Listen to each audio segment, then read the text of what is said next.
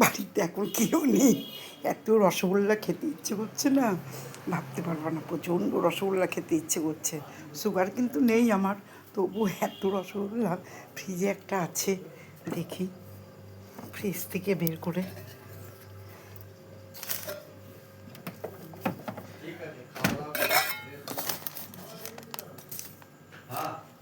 দুটো রসগোল্লা আছে, একটা রসগোল্লা খেয়ে তো নিই, তারপর অন্য কথাই থাকো বন্ধুরা।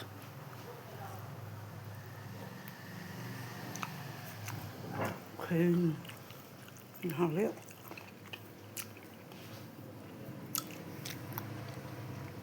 ও বাবা দেখলে একটা গাল দেবে, মিষ্টি খাওয়া নিষেধ, মোটা হয়ে যাচ্ছি তো, এই জন্য ডাক্তার বলেছে মিষ্টি খেতে নেই। এত খেতে ইচ্ছে করছে না, কী করবো বলো। খেয়ে নিই, কেউ নাই বাড়িতে এখন, চুপ করে খেয়ে নিচ্ছি। ঠিক আছে বন্ধুরা, গুড নাইট, রাখছি।